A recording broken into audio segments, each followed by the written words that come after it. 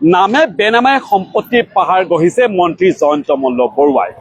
মন্ত্ৰী জয়ন্ত মল্ল বৰুৱাৰ বিঘাই বিঘাই মাটি ভূমি ওলাই আছে ৰাজ্যৰ বিভিন্ন প্ৰান্তত। হিচাপ নোহোৱা হৈছে মন্ত্ৰী জয়ন্ত মল্ল বৰুৱাৰ যি সম্পত্তিৰ তালিকা, আৰু সেই সম্পত্তিৰ তালিকা দেখিলে আপোনালোকৰো চকু কপালত উঠিব। ইতিমধ্যে আমি আপোনালোকক দেখুৱাইছো যে ৰঙিয়াত কি ধৰণে শ শ বিঘা মাটি বেদখল কৰি ৰাখিছে মন্ত্ৰী জয়ন্ত মল্ল বৰুৱাই, আৰু গুৰুতৰ অভিযোগ উত্থাপন হৈছে যে মন্ত্ৰী জয়ন্ত মল্ল বৰুৱাই ৰঙিয়াত 85 বিঘা চৰকাৰী ভূমি জলাশয়ৰ ভূমি বেদখল কৰি ৰাখিছে। প্ৰশ্ন উত্থাপন হয়, চৰকাৰী জলাশয়ৰ ভূমিৰ প্ৰতি কিয় চকু, আৰু জলাশয়ৰ ভূমিতে কেৱল চকু দিয়ে নেকি মন্ত্ৰী জয়ন্ত মল্ল বৰুৱাই? কাৰণ কি বুন্দাজানত জলাশয় পুতি তেওঁৰ বাসগৃহলৈ যোৱা পথ নিৰ্মাণ কৰা হৈছে বুলিও অভিযোগ উত্থাপন উঠিছিল। আৰু তাৰ পাছত কেৱল জলাশয়ৰ ভূমিয়ে নহয়, কেৱল জলাশয়ৰ ভূমিতে চকু নিদিয়ে মন্ত্ৰী জয়ন্ত মল্ল বৰুৱাই। মন্ত্ৰী জয়ন্ত মল্ল বৰুৱাই চৰকাৰী ভূমিৰ পৰা আৰম্ভ কৰি ব্যৱসায়িক প্ৰতিষ্ঠান সকলোতে চকু। আৰু শুনি আচৰিত হ'ব যিহেতু মন্ত্ৰী জয়ন্ত মল্ল বৰুৱাই কৈছিল তেওঁ কংগ্ৰেছত থাকোঁতে বেয়া কাম কৰিছে, কিন্তু বিজেপিলৈ অহাৰ পাছত কোনো ধৰণৰ বেয়া কাম কৰা নাই মন্ত্ৰী জয়ন্ত মল্ল বৰুৱাই। বেয়া কাম কৰিছে নাই সেয়া তেওঁ জানে, কিন্তু বিজেপিলৈ অহাৰ পাছত আলাদিনৰ চাকি লাভ কৰিছে মন্ত্ৰী জয়ন্ত মল্ল বৰুৱাই, আৰু মন্ত্ৰিত্ব লাভ কৰাৰ এটা বছৰৰ ভিতৰতেই নামে বেনামে সম্পত্তি গঢ়ি লৈছে মন্ত্ৰী জয়ন্ত মল্ল বৰুৱাই। আৰু এতিয়া আমি আপোনালোকক দেখুৱাম যে প্ৰথমতে এটি দৃশ্য দেখুৱাই ল'ম। মোৰ পাছফালে আপোনালোকে দেখা পাব, এয়া বিধায়ক আৱাস, এয়া দিছপুৰ, এয়া বিধায়ক আৱাস মোৰ পাছফালে। মাজত কেৱল এই পথছোৱা, আৰু এই পথছোৱা পাৰ হৈ বিধায়ক আৱাসৰ পাছফালে মাত্ৰ 20 মিটাৰ নিলগত মোৰ পাছফালে আপোনালোকে দেখা পাইছে এই বৃহৎ অট্টালিকা, আৰু এই অট্টালিকাটোৰ মালিক কোন আপোনালোকে জানেনে? এই অট্টালিকাটোৰ মালিক হৈছে মন্ত্ৰী জয়ন্ত মল্ল বৰুৱা। আৰু কেৱল কোৱা কথা নহয়, ইয়াৰ সম্পূৰ্ণৰূপে তথ্য পাতি কোৱা কথা। আপোনালোকক দেখুৱাইছো এই অট্টালিকা, বৃহৎ অট্টালিকা, টাৱাৰ বুলি কোৱা হয় যি অট্টালিকা, আৰু এই অট্টালিকাৰ মালিক হৈছে মন্ত্ৰী জয়ন্ত মল্ল বৰুৱা। মন্ত্ৰী জয়ন্ত মল্ল বৰুৱাই এই অট্টালিকা কেতিয়া ক্ৰয় কৰিছিল সেই সকলো তথ্য আমি আপোনালোকক দিবৰ কাৰণে চেষ্টা কৰিম। প্ৰথমতে আপোনালোকে চাব পাৰে, এইখন জমাবন্দী মোৰ হাতত আছে, কেমেৰা পাৰ্চন দিব্যই দেখুৱাব, হাতত আছে এইখন জমাবন্দী আপোনালোকে দেখা পাইছে।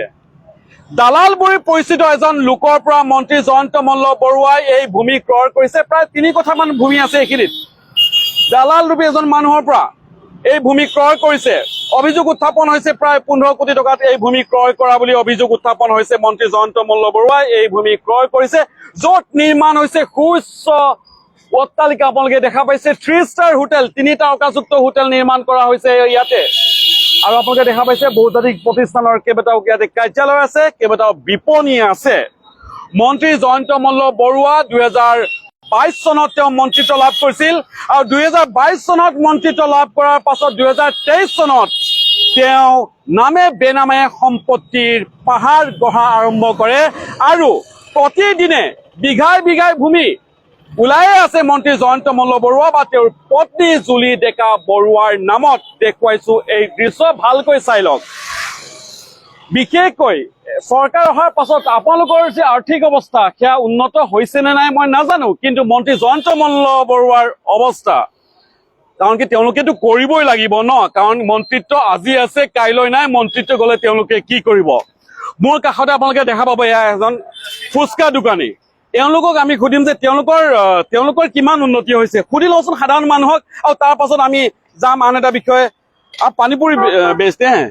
कितना आपका डेवलप हुआ है? हाँ, गुवाहाटी में माटी उड़ी खरीद लिया? क्यों नहीं खरीदा? एक दुकान से 6 जन चल रहा है, 6,400 रुपया मिलता है। एक दुकान से 6 आदमी चल रहा है, 2 बहन। अच्छा, एक दुकान से 6 आदमी चल रहे हो, माटी उड़ी नहीं खरीदा, बिल्डिंग विल्डिंग नहीं खरीदा? कैसे खरीदेगा, पैसा कहाँ है? पैसा नहीं है। अच्छा, যিয়েই নহওক, এয়া হ'ল সাধাৰণ মানুহৰ কি অৱস্থা আমি আপোনালোকক দেখুৱাইছো। আনহাতে মন্ত্ৰীৰ এয়া আপোনালোকে দেখা পাইছে মন্ত্ৰী জয়ন্ত মল্ল বৰুৱাৰ সেয়া অট্টালিকা। 2023 চনৰ 26 এপ্ৰিলত ক্ৰয় কৰিছে তেওঁ এই ভূমি প্ৰায় 3 কঠা ভূমি বুলি কোৱা হৈছে এইখিনিতে যদিও মই নিজে হিচাপ নিকাচ কৰা নাই কিন্তু মোৰ হাতত সেয়া তথ্য আছে আৰু সেই তথ্য ইতিমধ্যে ফাদি লৈছে মন্ত্ৰী জয়ন্ত মল্ল বৰুৱাই ৰামেশ্বৰ তালুকদাৰ হয় এয়া মোৰ হাতত থকা এয়া মন্ত্ৰী জয়ন্ত মল্ল বৰুৱাৰ যিখন জমাবন্দী সেয়া জমাবন্দীৰ নথি আমি আপোনালোকক দেখুৱাইছো ৰামেশ্বৰ তালুকদাৰ নামৰ এজন দালালৰ পৰা এই ভূমি ক্ৰয় কৰাৰ তথ্য ইতিমধ্যে আমাৰ হাতত আহি পৰিছে সেয়া মন্ত্ৰী জয়ন্ত মল্ল বৰুৱাৰ সুউচ্চ অট্টালিকা দিছপুৰৰ গাতে লাগি আছে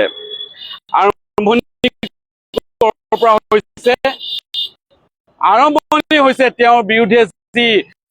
সম্পত্তিৰ পাহাৰ সেই সম্পত্তি পাহাৰ তাতে যি তথ্যবোৰ ওলাবলৈ আৰম্ভ কৰিছে ক'ত আছো চকু নাই তেওঁলোকৰ কবলৈও লাজ লাগে আচলতে এনেকুৱা বিষয়বোৰ ৰাজ সাহায্য দুগ্ধ পামৰ নামত 50 লাখ টকা ৰাজ সাহায্য তেওঁৰ পত্নীয়ে লাভ কৰিছে আৰু তাৰ পাছত মুখ্যমন্ত্ৰীও কৈছে তেওঁলোক আজি মন্ত্ৰী আছে কাইলৈ নাই কেনেকৈ চলিব মন্ত্ৰিত্ব গলে কিন্তু তাৰ পাছত ওলাই আছে এটাৰ পাছত আন এটা সম্পত্তিৰ যি তথ্য সেয়া ওলাই আছে ৰঙিয়াত তেওঁ একেদিনাই প্ৰায় 36 বিঘা ভূমি তেওঁ ক্ৰয় কৰা তথ্য ইতিমধ্যে আহি পৰিছে ৰঙিয়াত তেওঁ ক্ৰয় কৰিছিল ম্যাদী পট্টা সেয়া 34 বিঘা ভূমি আৰু তাৰ পাছত প্ৰায় 85 বিঘা ভূমি তেওঁ চৰকাৰী জলা শ্ৰেণীৰ ভূমি তেওঁ বেদখল কৰাৰ অভিযোগ উত্থাপন হৈছে মন্ত্ৰী জয়ন্ত মল্ল বৰুৱাৰ বিৰুদ্ধে কিন্তু কিছু তথ্য দিব খুজিছো আপোনালোকক যি তথ্য যদি মই আপোনালোক দিওঁ আপোনালোকৰ চকু কপালত উঠিব এইজন জয়ন্ত মল্ল বৰুৱা 2011 চনত তেওঁ দৰিদ্ৰ সীমাৰেখাৰ তলত আছিল মন্ত্ৰী জয়ন্ত মল্ল বৰুৱা 2011 চনত তেওঁ আৰ্থিক যি অৱস্থা সেয়া মাত্ৰ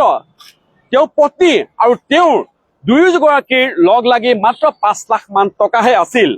আৰু 2011 চনত সেই 5 লাখ টকা ক'ৰ পৰা কৈছে এইখিনি কথাখিনি শপতনামা যেহেতু 2011 চনত নিৰ্বাচনত তেওঁ অৱতীৰ্ণ হৈছিল 2011 চনৰ নিৰ্বাচনী শপতনামাত তেওঁ সেই কথা উল্লেখ কৰিছে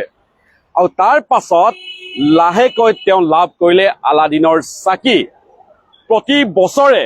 তেওঁৰ আয় বৃদ্ধি হৈ গৈ থাকিল আৰু বিজেপিত যোগদানৰ পাছত মন্ত্ৰিত্ব লাভ কৰাৰ পাছত তেওঁ যি অৱস্থা আৰ্থিক উন্নয়ন হাৰ অস্বাভাৱিক আৰ্থিক উন্নয়নৰ হাৰে হৈছে কিন্তু কেলেংকাৰীৰ মূল বুলি অৰ্থবিজ্ঞানে ক'ব খোজে অস্বাভাৱিকভাৱে সকলোৰ উন্নয়ন হয় হ'ব পাৰে কিন্তু তাৰ এটা হাৰ আছে কিন্তু যেতিয়া অস্বাভাৱিক হাৰত বৃদ্ধি হ'ব আপোনাৰ উন্নয়ন বা অৰ্থনৈতিক অৱস্থা তেতিয়াই প্ৰশ্নৰ অৱতাৰণা হয়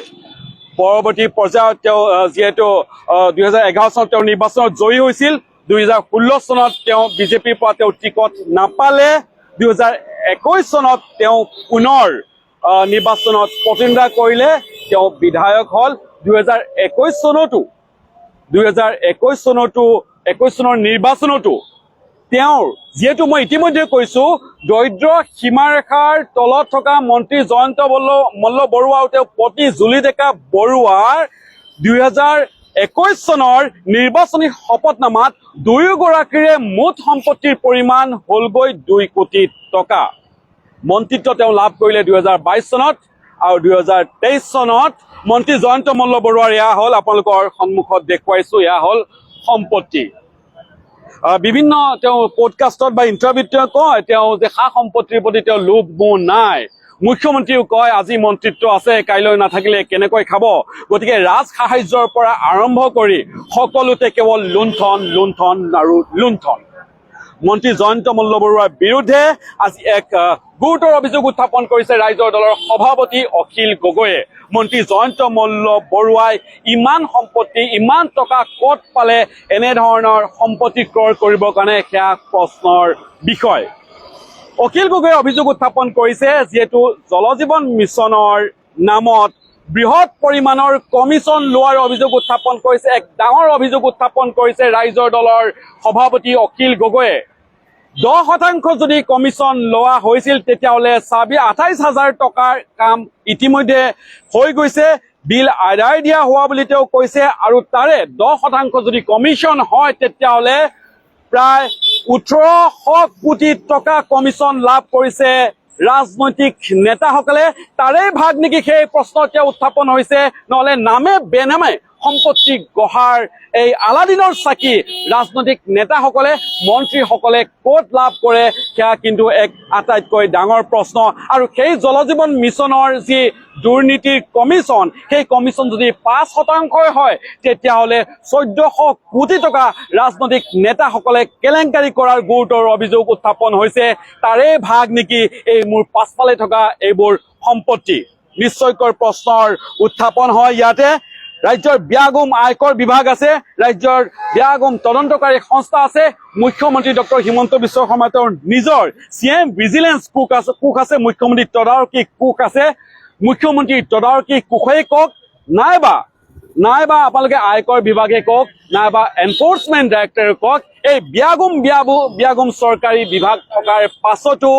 এই সম্পত্তিবোৰৰ ওপৰত বা তেওঁলোকৰ চকুত ধূলি দি মন্ত্ৰী জয়ন্ত মল্ল বৰুৱাই কেনেকৈ এইদৰে পাহাৰসম সম্পত্তি মাত্ৰ কেইদিনমানৰ ভিতৰতে গঢ়ি তুলিব পাৰে সেয়া কিন্তু এই মুহূৰ্তৰ এক আটাইতকৈ ডাঙৰ প্ৰশ্ন তাৰ জবাবদিহি কোনে কৰিব মন্ত্ৰী জয়ন্ত মল্ল বৰুৱাক ৰাজ্যজুৰিৰ প্ৰতিবাদ হৈছে প্ৰশ্ন উত্থাপন হৈছে দাবী উত্থাপন হৈছে মন্ত্ৰী জয়ন্ত মল্ল বৰুৱাক মুখ্যমন্ত্ৰী ডক্টৰ হিমন্ত বিশ্ব শৰ্মাই মন্ত্ৰীসভাৰ পৰা তেওঁক বহিষ্কাৰ কৰিব লাগে আৰু এই সম্পত্তিৰ বিৰুদ্ধে এক উচিত আৰু ব্যাপক তদন্ত হ'ব লাগে বুলি ইতিমধ্যে দাবী উত্থাপন হৈছে কিন্তু প্ৰশ্ন আকৌ তাতে উত্থাপন হয় মেকুৰী ডিঙিত টিলিঙা কোনে আৰিব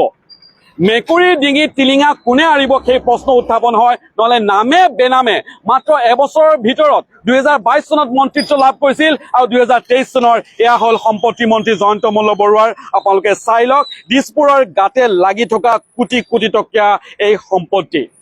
আমি আপোনালোকক কৈছো যে মানুহৰ আৰ্থিক উন্নয়ন হ'ব পাৰে সেয়া অস্বাভাৱিক একো নাই যেতিয়া 2000% বৃদ্ধি পায় তেতিয়াতকৈ নিশ্চয়কৈ প্ৰশ্ন উত্থাপন হ'ব 2011 চনত দৰিদ্ৰ সীমাৰেখাৰ তলত আছিল এইসকল মন্ত্ৰী 2011 চনত মন্ত্ৰী জয়ন্ত মল্ল বৰুৱা আৰু তেওঁ প্ৰতি দৰিদ্ৰ সীমাৰেখাৰ তলত আছিল আৰু 2025 চন এতিয়া 2025 চনত কিমান কোটি টকাৰ তেওঁৰ সম্পত্তি সেয়া হয়তো তেওঁৰ বাহিৰে আৰু কোনেও নাজানিব কাৰণ যিখিনি তথ্য আমি লাভ কৰিছো সেই তথ্য অনুসৰি কেইবা 100 কোটি টকাৰ সম্পত্তি ইতিমধ্যে তেওঁৰ সম্পত্তিৰ তথ্য ইতিমধ্যে আমি লাভ কৰিছো সেয়া হ'ল নামত থকা সম্পত্তিৰ তথ্য আৰু বেনামত থকা সম্পত্তিৰ তথ্য কোনে হিচাপ কৰিব গতিকে সমগ্ৰ বিষয়টোৰ এক নিশ্চয়কৈ তদন্তৰ প্ৰয়োজন আছে বহুত সাধাৰণ মানুহ আছে ইয়াক হ'ল তেওঁলোকে বহু কষ্টৰে জীৱন নিৰ্বাহ কৰি আছে কিছু সংখ্যক যদি মই কথা পাতো অকমান ৰখিব মই বেলেগ এটা কথা কম এয়া আচলতে ভয় মানুহৰ ভয় কাৰণ কি বৰ্তমান কোনো লোকে মুখ খুলিব নোৱাৰে তেওঁলোকক ৰুখত পৰিব ইয়া হ'ল ভয় ইয়া হ'ল যি ধৰণে তেওঁলোকে ৰাইজক আতংকিত ৰাখিছে যিদৰে ভয়ৰ এক পৰিৱেশৰ সৃষ্টি কৰিছে তাৰ প্ৰতিফলন এয়া আমি আপোনালোকক দেখুৱাইছো পুনৰ কিছু দেখুৱাই ল'ম এইখিনিতে আপোনালোকে ভালকৈ এই অট্টালিকাটো মন কৰক এই অট্টালিকাটো আপোনালোকে ভালকৈ মন কৰক 3 ষ্টাৰ হোটেল ইয়াতে নিৰ্মাণ কৰা হৈছে কৈলাশ ৰেচিডেন্সি নামেৰে তেওঁৰ পিতৃৰ নামত এই হোটেল তেওঁ নিৰ্মাণ কৰিছে আৰু এই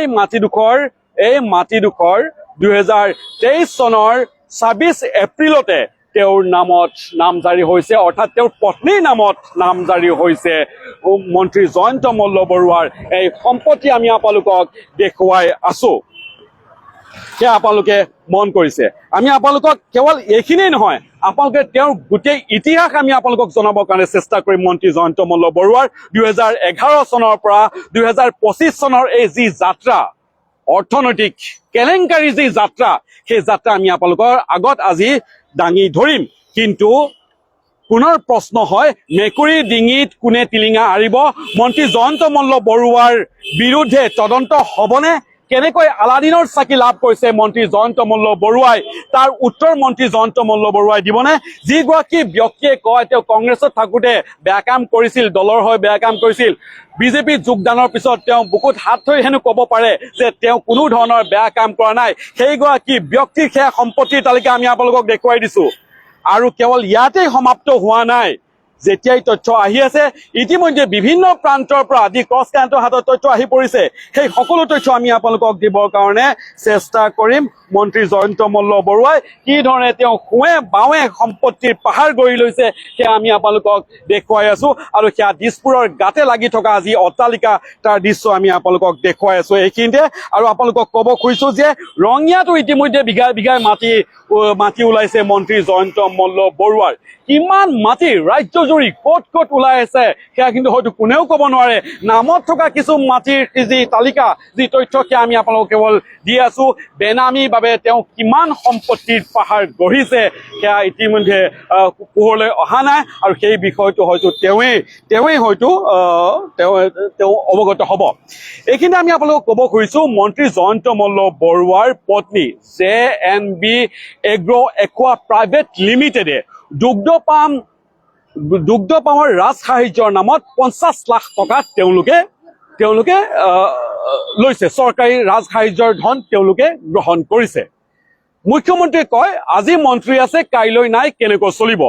এগৰাকী মন্ত্ৰীয়ে কিমান টকা তেওঁ পেঞ্চন লাভ কৰে সেয়া আপোনালোক সকলো অৱগত লাখ টকালৈকে তেওঁলোকে পেঞ্চন লাভ কৰে কিন্তু মুখ্যমন্ত্ৰীয়ে তুলুঙা মন্তব্যৰে সেই সকলো কথা তেওঁ এৰাই চলিব খোজে যে আজি মন্ত্ৰীত্ব আছে কাইলৈ নাই কেনেকৈ চলিব বিজেপিৰ যিসকল জয়ন্ত মল্ল বৰুৱাৰ IT সেলৰ কিছু সদস্য আছে তেওঁলোকে ক'ব খোজে এজন অসমীয়া লোকে উন্নতি কৰিছে তাতে কিয় ইমান গাত লাগিব লাগে কিন্তু সাধাৰণ ৰাইজক 1250 টকাত দি তেওঁলোকে এইদৰে কোটি টকা হৰলুকি কৰি আছে ৰাজ্যখনত কিন্তু তেওঁলোকক জবাবদিহি কৰিবলৈ এতিয়া কোনো নাই মুখ্যমন্ত্ৰী ডক্টৰ হিমন্ত বিশ্ব শৰ্মাই কয় যে দুৰ্নীতিৰ বিৰুদ্ধে তেওঁলোকৰ শূন্য সহনশীলতা বুলি উল্লেখ কৰে কিন্তু মুখ্যমন্ত্ৰী ডক্টৰ হিমন্ত বিশ্ব শৰ্মাই তেওঁ যে সঁচাকৈ যে দুৰ্নীতিৰ বিৰুদ্ধে শূন্য সহনশীলতাৰ যি শ্লোগান যদি আছে বিজেপি তেতিয়াহ'লে মন্ত্ৰী জয়ন্ত মল্ল বৰুৱাক তেওঁলোকে মন্ত্ৰীসভাৰ পৰা বৰ্খাস্ত কৰাৰ যি সাহ সেয়া দেখুৱাব পাৰিবনে মুখ্যমন্ত্ৰীয়ে প্ৰধানমন্ত্ৰী নৰেন্দ্ৰ মোদীৰ শ্লোগান আছে না খাওঁগা না খানে দুংগা কিন্তু ইয়াতে আপোনালোকে 1250 টকা খাওক আমি কোটি টকা খাবৰ কাৰণে আপোনাক সাজু আছো আৰু এয়াই চলিছে নীতি এয়াই বৰ্তমান চলি আছে বৰ্তমান সমাজ ব্যৱস্থাত মন্ত্ৰী জয়ন্ত মল্ল বৰুৱাৰ গতিকে কিছু দৃশ্য আমি আপোনালোকক দেখুৱাইছো ইয়া হল কিছু আন্তৰ্জাতিক বিপণীৰ কিছু হয়তো ফ্ৰেঞ্চাইজি আছে এইটো তিনিমহলীয়া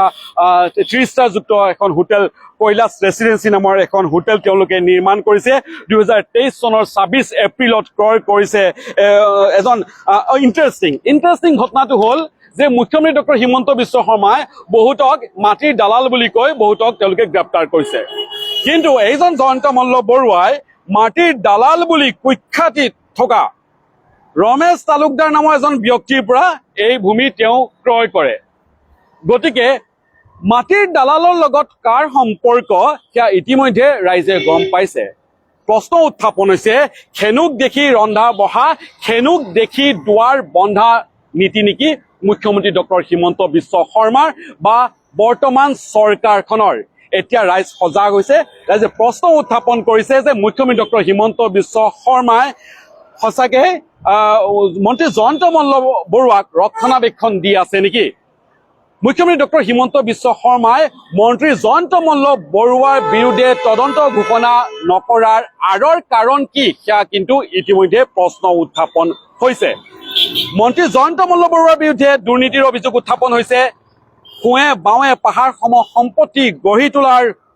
যি অভিযোগ সেয়া উত্থাপন হৈছে কেৱল অভিযোগ নহয় সেয়া আচলতে প্ৰমাণিত ইতিমধ্যে প্ৰমাণ হৈছে ইতিমধ্যে কৈছো 2011 চনত দৰিদ্ৰ সীমাৰেখাৰ তলত আছিল মল্ল বৰুৱা আৰু তেওঁৰ পত্নী আৰু সেই দুইগৰাকী ব্যক্তি শ কোটি টকাৰ মালিক হৈ পৰিল 2025 চনত আন বহুতে লোকচানৰ সন্মুখীন হয় কিন্তু প্ৰতি বছৰে তেওঁলোকৰ ব্যৱসায়ে কেৱল লাভ দেখুৱায় আৰু লাভ দেখুৱাই এতিয়া অস্বাভাৱিক হাৰত তেওঁলোকৰ সম্পত্তিৰ বৃদ্ধি পায় প্ৰায় 2000 গুণ বেছি তেওঁলোকৰ সম্পত্তিৰ বৃদ্ধি পায় এতিয়া কেইবা শ কোটি টকাৰ সম্পত্তিৰ অধিকাৰী হৈ পৰিল মন্ত্ৰী জয়ন্ত মল্ল বৰুৱা মন্ত্ৰী জয়ন্ত মল্ল বৰুৱা আৰু তেওঁৰ পত্নী জুলি ডেকা বৰুৱা। এয়া আপোনালোকে চাই লওক, আপোনালোকক পুনৰ দেখুৱাইছো যে এই মন্ত্ৰী জয়ন্ত মল্ল বৰুৱাৰ যি সম্পত্তি সেয়া আমি আপোনালোকক দেখুৱাইছো। কেৱল দেখুওৱা বুলি নহয়, কিছু তথ্যও আমি আপোনালোকক দিব খুজিম এই মুহূৰ্তত যে মন্ত্ৰী জয়ন্ত মল্ল বৰুৱা 2011 চনৰ যি শপতনামাত 2011 চনৰ শপতনামাত মন্ত্ৰী জয়ন্ত মল্ল বৰুৱাই কি উল্লেখ কৰিছিল আৰু 2021 চনৰ শপতনামাত মন্ত্ৰী জয়ন্ত মল্ল বৰুৱাই তেওঁ শপতনামাত কি উল্লেখ কৰিছিল সেই সকলো তথ্য আমি আপোনালোকক দিবৰ কাৰণে চেষ্টা কৰিম। মন্ত্ৰী জয়ন্ত মল্ল বৰুৱাই 2011 চনৰ 25 মাৰ্চত তেওঁ নটাৰী যোগে অৰ্থাৎ শপতনামাযুক্ত তেওঁ কৈছিল যে সেই সময়ত তেওঁ সৰ্বমুঠ আয় দেখুৱাইছিল 3,52,000 টকা। মই পুনৰ কৈছো, কিছু তথ্য ৰাইজে জনা দৰকাৰ, কিছু সঠিক তথ্য ৰাইজে জনা দৰকাৰ আৰু কেৱল দি ক্ৰছ কাৰেণ্টে সকলো সঠিক আৰু শুদ্ধ তথ্য দি আহে আৰু সেইকাৰণে ক্ৰছ কাৰেণ্টৰ ওপৰত বাৰম্বাৰ আক্ৰমণ কৰা হয়। মন্ত্ৰী জয়ন্ত মল্ল বৰুৱাৰ তেওঁ কি তথ্য দাখিল কৰিছিল 2011 চনত 2011 চনৰ 25 মাৰ্চত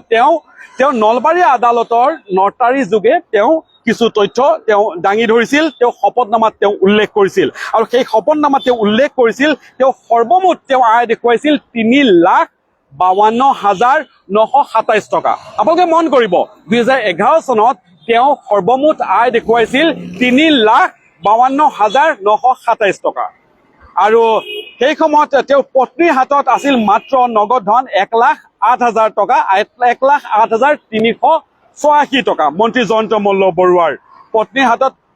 সেই সময়ত এইখিনি ধন আছিল। পত্নীৰ হাতত 35,000 টকা তেওঁ জমা ধনো আছিল আৰু এপেক্স বেংকত তেওঁৰ জমা আছিল 37,981 টকা মন্ত্ৰী জয়ন্ত মল্ল বৰুৱাৰ পত্নীৰ হাতত। আৰু এইদৰে মাত্ৰ কেইলাখমান টকাহে আছিল দুয়োগৰাকী ব্যক্তিৰ, তেওঁলোকে আচলতে ইনকাম টেক্স আয়কৰো দিব লগা হোৱা নাছিল, অৰ্থাৎ এক প্ৰকাৰ দৰিদ্ৰ সীমাৰেখাৰ তলত আছিল দুয়োগৰাকী মন্ত্ৰী আৰু মন্ত্ৰীৰ পত্নী। একেধৰণে সেই যদি আপোনালোকে শপতনামা আপোনালোকে মন কৰে, গতিকে পুনৰ যদি আপোনালোকে আহি 2021 শপতনামা মন কৰে, তেতিয়াহ'লে সকলো সা সম্পত্তি স্থাৱৰ আৰু অস্থাৱৰ সা সম্পত্তিৰ পৰিমাণ দুয়োগৰাকীৰ মিলি পেলাই হয় 2 কোটি টকাতকৈও কম আৰু মন্ত্ৰিত্ব লাভ কৰাৰ এবছৰ পাছতে দুয়োগৰাকীৰ সম্পত্তি এয়া আপোনালোকৰ পাছফালে কেৱল এটা সম্পত্তি, ৰঙিয়াৰ সম্পত্তিৰ কথা আমি আপোনালোকক কৈছো। চৰকাৰী ভূমি বেদখলৰ অভিযোগ, বিঘাই বিঘাই ভূমি ক্ৰয় কৰাৰ অভিযোগ, নামে বেনামে ৰাজ্যৰ বিভিন্ন প্ৰান্তত শ শ কোটি টকাৰ সংগ্ৰহ কৰাৰ অভিযোগ, ৰাজ সাহায্য 50 লাখ টকা গ্ৰহণ কৰাৰ অভিযোগ, লগতে অভিযোগ জল জীৱন মিছনৰ ঠিকাদাৰৰ নামত শ শ কোটি টকা কমিশ্যন লোৱাৰ অভিযোগ মন্ত্ৰী জয়ন্ত মল্ল বৰুৱাৰ বিৰুদ্ধে। আৰু এনেধৰণৰ গুৰুতৰ অভিযোগ উত্থাপন হোৱাৰ পাছত মুখ্যমন্ত্ৰী ডক্টৰ হিমন্ত বিশ্ব শৰ্মাই মন্ত্ৰী জয়ন্ত মল্ল বৰুৱাক মন্ত্ৰীসভাৰ পৰা বৰ্খাস্ত নকৰাক লৈ এতিয়া তীব্ৰ প্ৰতিক্ৰিয়াৰ সৃষ্টি হৈছে, তীব্ৰ ৰহস্যৰ সৃষ্টি হৈছে। আগন্তুক সময়ত নিশ্চয়কৈ লক্ষণীয় হ'ব মন্ত্ৰী জয়ন্ত মল্ল বৰুৱাৰ বিৰুদ্ধে মুখ্যমন্ত্ৰী ডক্টৰ হিমন্ত বিশ্ব শৰ্মাই তদন্তৰ সাহ দেখুৱাব নে নাই, নতুবা দি ক্ৰছ কাৰেণ্টৰ যি এই অভিযান, বিশেষকৈ দুৰ্নীতিৰ বিৰুদ্ধে দি ক্ৰছ কাৰেণ্টৰ যি অভিযান